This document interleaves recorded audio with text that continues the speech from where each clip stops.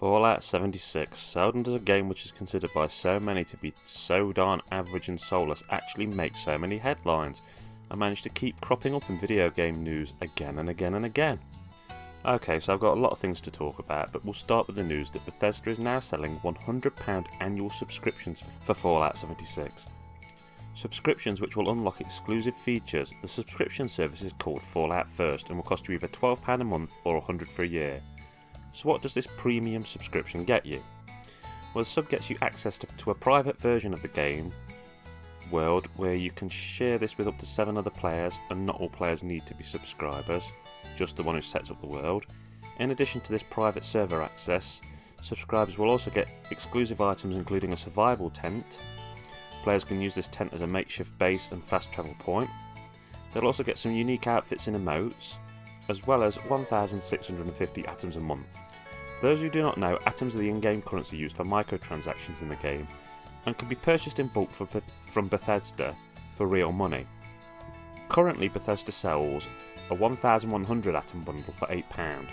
So when you think about it, subscribing to Fallout First is no real different cash-wise to agreeing to buy £12 worth of atoms a month.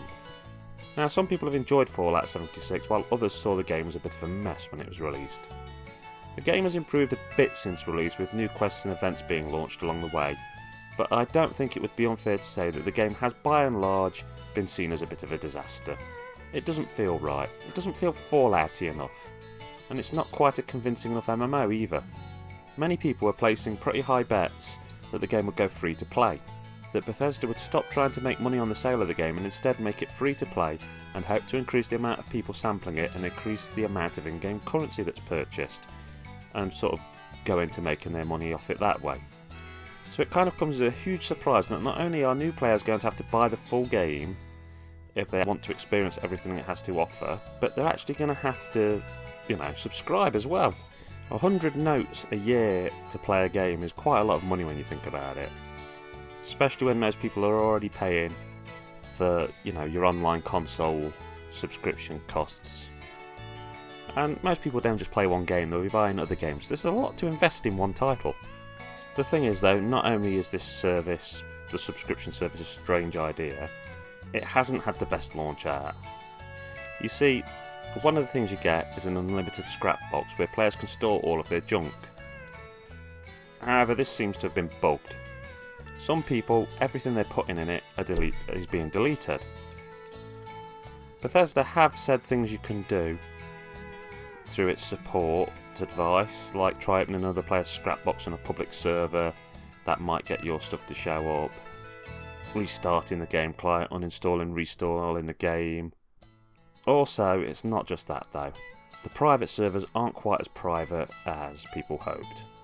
Instead of being completely walled off and invite-only servers, if you start a Fallout 76 private server, anyone on your friends list can just walk right on in. Which I know it doesn't sound bad in and of itself if you're somebody like me where the only people on your friends list are proper friends, but it can be a bit problematic if you've added people to your friends list just because you like playing with them and it makes them easy to find. All in all, this wouldn't actually be that big a news on its own, but when you're charging £100 a year for a service and it's basically billed as something premium, you expect it to work. You don't expect it to lose your gear or make your game worse. Meanwhile, Bethesda forgot to register the domain name for their new service, so somebody else did.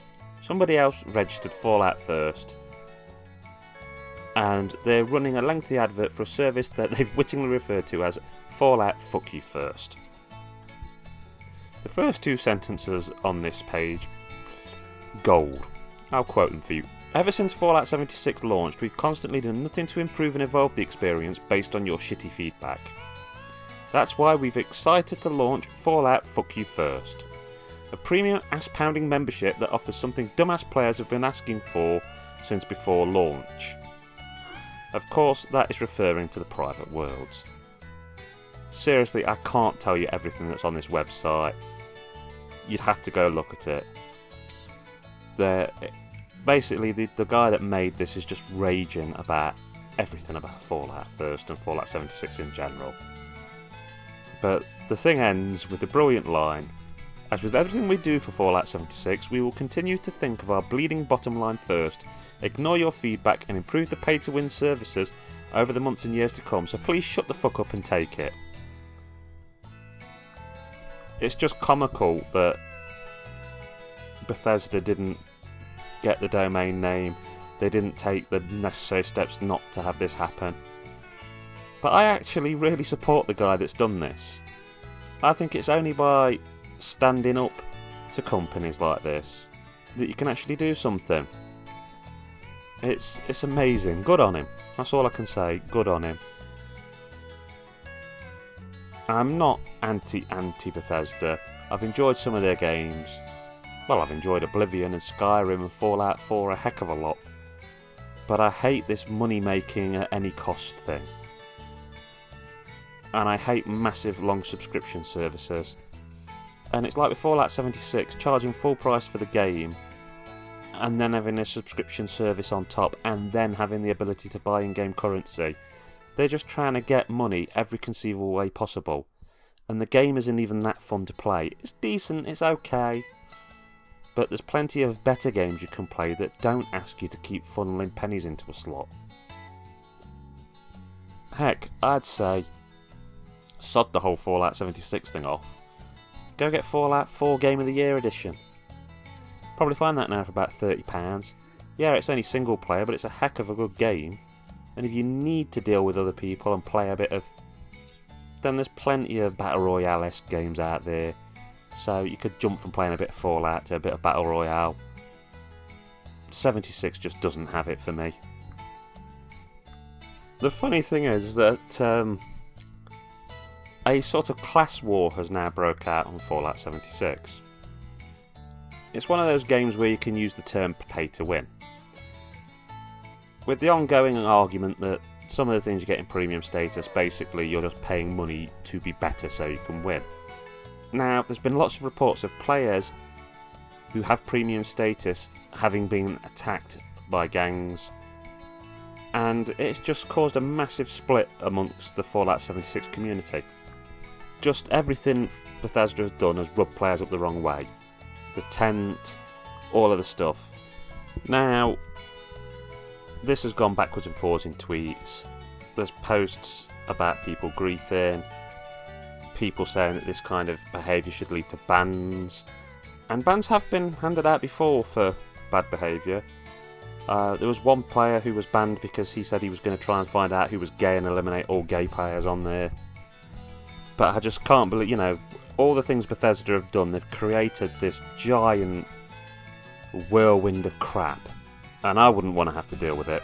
And again, like I said, I think this game is now making them more bad publicity. And you have to weigh up the fact, do you want all the bad publicity? How much money are they making from this, from the subscriptions and the atoms? And does it warrant the bad publicity? I don't have the facts and figures, so I can't really say. Okay, so the last thing I'm going to end with is the fact that ZeniMax, Bethesda's parent company, has admitted that it misled consumers over Fallout 76's major faults. Australian players will now be able to have their purchases of Fallout 76 refunded. This was announced in a press release that the Australian Competition and Consumer Commission said that the developer Bethesda's parent company ZeniMax were likely to have misled customers. And they've accepted a court enforceable undertaking which is guaranteeing consumers in Australia a refund. You see, ZeniMax originally told customers that they were not entitled to a refund for their purchase of Fallout 76 despite the game's laggy and bug-ridden state at launch. And while the game's terms might not have allowed for a refund, Australian consumer law did. Now the thing to mention is that Australian consumer law is pretty darn strict compared to the European and American equivalents. This isn't the first time that the Australian Competition Commission's acted like this. Last year they fined Valve $3 million Australian dollars over its lack of refund options. Now, in and of itself, I don't think this is that big a news, But it is interesting, and it will be of note to see whether this leads anywhere else in the future. Because it means that in at least one country, customers are being allowed a refund for a game being laggy and broken. One game now, a couple more games tomorrow, where could it end?